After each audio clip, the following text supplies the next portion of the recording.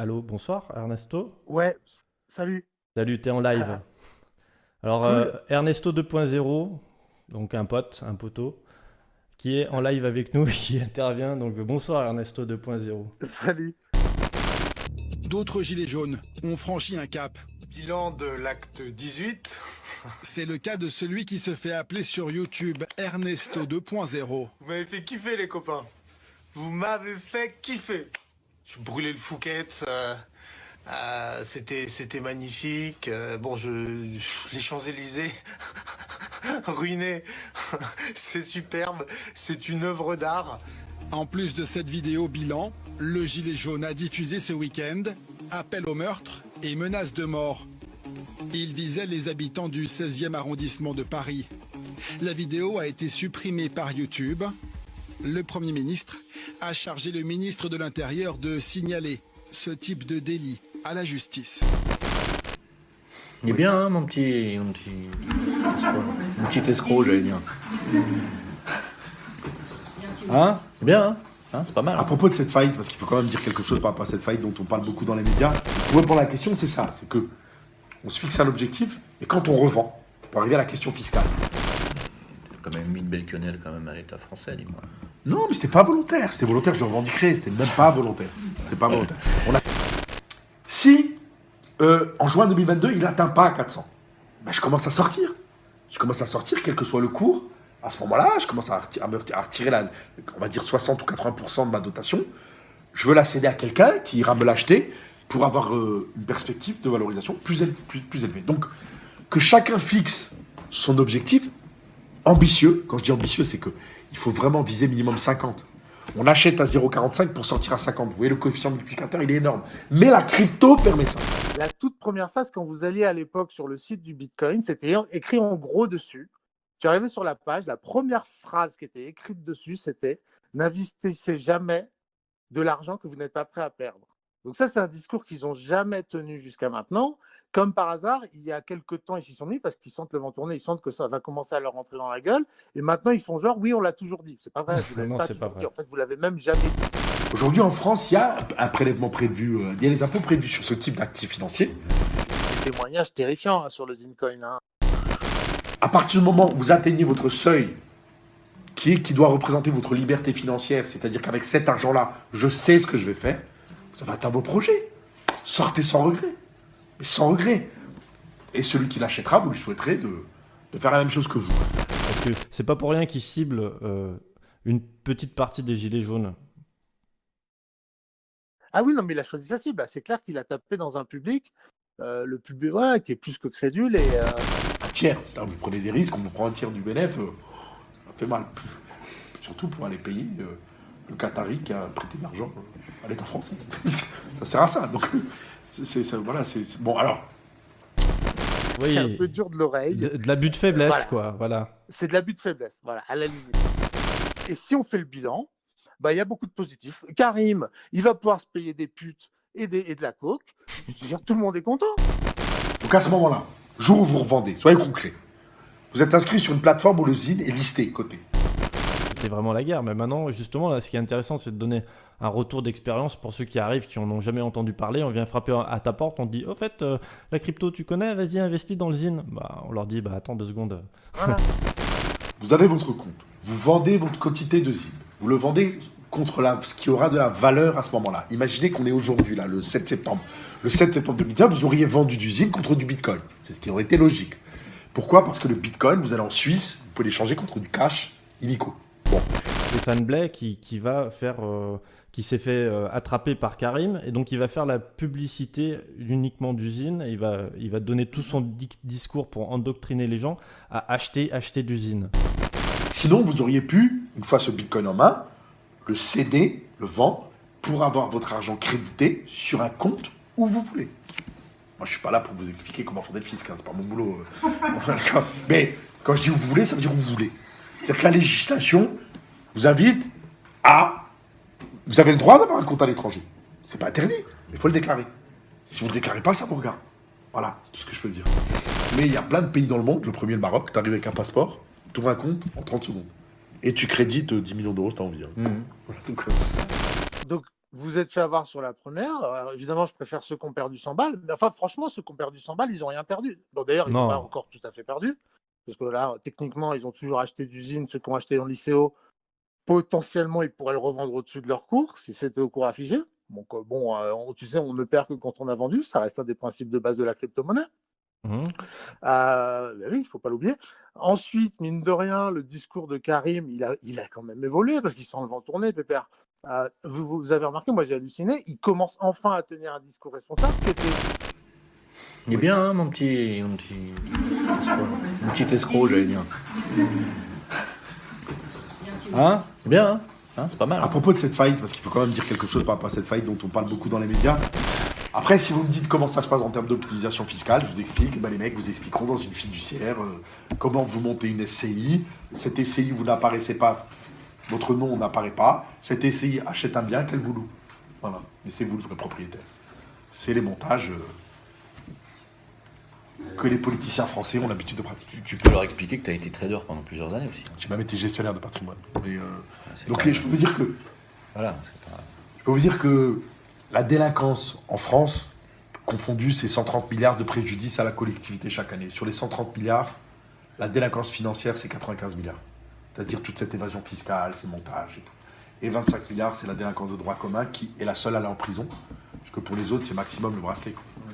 Donc c'est pas puni. Quoi. Des amendes, Non, mais c'est vrai qu'il ne faut pas perdre de vue que dans le crash financier actuel, je pense que ce qu'on appelle l'impôt universel va être voté. L'impôt universel, c'est ce que les Américains ont déjà dans leur législation, c'est qu'un Américain, un citoyen américain, qui par exemple vit au Maroc, va faire sa déclaration au Maroc d'impôt, va payer ce qu'il doit dans le pays de résidence, et il devra faire une déclaration obligatoire aux États-Unis et payer la différence qu'il aurait dû payer aux États-Unis. Alors là, ils peuvent se gratter. Ouais, c'est ce qui va se passer, je pense. Mais, Jamais. Il est bien, hein, mon petit escroc, j'allais dire. Hein? C'est bien, hein? Hein, c'est pas mal. à propos de cette faillite, parce qu'il faut quand même dire quelque chose par rapport à cette faillite dont on parle beaucoup dans les médias. Toi, tu as réussi à acheter ta maison en BTC. Hein. Ah, ouais, voilà. Ouais, moi, je fais partie un peu des gens qui s'en sont bien sortis sur la crypto. Et j'ai une espèce de foi magique. Moi, c'est vrai que je suis un amoureux, donc je comprends en fait le projet de Vincoin. En fait, si tu veux, ils ont, enfin, pour des gens qui connaissent bien, c'est évident, ils ont repris le discours du Bitcoin. Ils n'ont rien inventé en fait. Ils ont copié-collé le discours qui est à l'origine du Bitcoin. Ils ont juste 10 ans de retard en fait. Il est arrivé avec le projet de Satoshi Nakamoto tel qu'il était théorisé il y a 10 ans. Et il t'a fait genre, je l'invente 10 ans plus tard. C'est Donc, ça. il y a 10... Voilà, c'est tout. Il n'a rien inventé. Il a dit on va inventer une monnaie pour sortir des banques centrales, blablabli. Enfin, alors, il a juste rien inventé. Il a juste fait comme pour MotoChain. Il a copié, il a enlevé le mot Bitcoin, il l'a remplacé par Zincoin. Ouais. Mais on sent la philosophie reste la bonne. Il y avait 3 sociétés mais qui faisaient toujours la même activité. Ah, d'accord. Ok. Voilà. C'était 3 en une en fait. Il y avait 3 entités. D'accord. 3 entités qui proposaient des services annexes, et qui étaient dissociés mais qui faisaient partie du même projet. T'as quand même mis de belle quenelle quand même à l'État français, dis-moi. Non, mais c'était pas volontaire. C'était volontaire, je le revendiquerai. C'était même pas volontaire. C'était pas volontaire. On a tenu des mois et des mois et des mois. Pendant ce temps-là, on n'a pas payé nos caisses, effectivement, puisqu'on voulait tenir, on voulait passer le cap de la crise. On n'a pas réussi à le passer. On a dû arrêter un moment. Voilà. Parce que le législateur ne considère pas ça comme des monnaies et je pense qu'il ne le considérera jamais. Sauf retour. Pourquoi? Parce qu'il ne va pas jeter 50 ans ou un siècle de textes de loi pour refaire tous des lois sur la monnaie. Vous imaginez le boulot? Et les mecs, déjà, voilà, on ne peut pas dire que c'est des gros bosseurs. Donc, aller réfléchir à refaire des textes sur la monnaie, c'est pas possible. On a vu ça avec les obligations. Quand les obligations sont arrivées sur le marché, c'est quoi une obligation? Ils ont classé ça dans la rubrique titres financiers et ils ont adapté la fiscalité. Ils ont pris les textes existants qui régissent les actifs financiers. Et on le voit bien, les États-Unis prennent ce chemin-là. On va parler des cryptos comme d'actifs financiers. Donc ça rentre sur les plus-values valeurs mobilières. De mémoire, je crois, 26%, 26 ou 30%. Voilà, des plus-values. Il est bien, hein, mon petit escroc, j'allais dire. Hein? C'est bien, hein? Hein, c'est pas mal. À propos de cette faillite, parce qu'il faut quand même dire quelque chose par rapport à cette faillite dont on parle beaucoup dans les médias. Voilà, donc... vous comprenez ce que je veux dire? Non, mais Les cryptos, c'est liquide, il n'y a pas de problème. Après... Si je peux me permettre, Ouais. en fait, en France, les lois sur la crypto-monnaie, elles ne sont pas à 100% définies. Il y a des choses qui ne sont pas encore tout à fait Tout à fait d'accord. Ouais. J'ai dit, le législateur travaille dessus. Une question, est-ce qu'on est censé le déclarer au fisc qu'on Oui. possède la crypto-monnaie? Non. Déclarer que vous en possédez, non. C'est les plus-values qui sont à déclarer, les bénéfices réalisés. Comme dit, les questions sont faciles. Non, mais le souci, c'est que si après cette crypto prend 500 fois sa valeur, un jour, il faudra, entre guillemets, Tant qu'elle n'est pas vendue, en fait, ouais, je suis d'accord. récolter, Bien en sûr. fait, cet argent C'est normal. qui correspond en fait à la vente de la monnaie crypto. Et ce sera très facile d'avoir cet argent. La seule question, ça c'est plus technique, c'est comment je fais pour échapper aux 30%. Voilà. Exactement. Et les solutions existent. C'est toujours pas effectué, quoi. Tu relances, et s'il y a un problème, tu passes par Jim. Parce que là, c'est la voie la plus rapide et...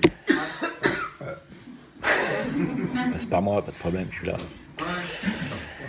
Est-ce que vous avez d'autres questions? Sur juste une petite avancée sur le 15 ans. Ouais. Pourquoi j'ai pris 15 ans? Faut être honnête, j'ai pris 15 ans parce que je me suis retrouvé au tribunal de commerce de Dijon, où il y avait un passif de 1 million d'euros, qui était un passif RSI, impôts et ainsi de suite. Et dans l'actif de la société, il y avait un stylo Montblanc. Et pourquoi? Parce que sur la société française, il n'y avait pas de bureau. Puisque les mecs étaient itinérants, ils travaillaient sur rendez-vous, il n'y avait pas besoin de bureau.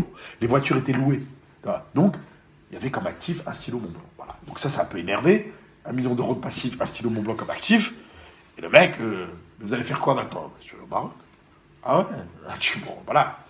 Si vous voulez, j'étais en face d'un mec, en plus, comment vous dire, moi je suis pas une victime, je suis victime de rien. Et si vous voulez, ouais, Ben Abdelkader, ouais, ça m'étonne pas. On va mettre 15 ans pour l'empêcher de refaire quoi que ce soit. Voilà. Mais c'est bon. Je l'ai pris, dommage. Mais C'était qu'une ou c'était que plusieurs entreprises? il y avait 3 sociétés, mais qui faisaient toujours la même activité. Ah, d'accord, ok. Voilà. C'était 3 en une en fait. Il y avait 3 entités. D'accord. 3 entités qui proposaient des services annexes, et qui étaient dissociés, mais qui faisaient partie du même projet. Moi, c'était vraiment sympa, Ernesto, d'être passé. Vous pouvez aller sur sa chaîne, Ernesto. Pour ceux qui ne connaissent pas la chaîne d'Ernesto, vous tapez Ernesto 2.0. Et c'est une chaîne qui produit de la réflexion. D'autres gilets jaunes ont franchi un cap. Bilan de l'acte 18. C'est le cas de celui qui se fait appeler sur YouTube Ernesto 2.0. Vous m'avez fait kiffer, les copains. Vous m'avez fait kiffer. Je brûlais le Fouquet. C'était magnifique. Les Champs-Élysées ruinés.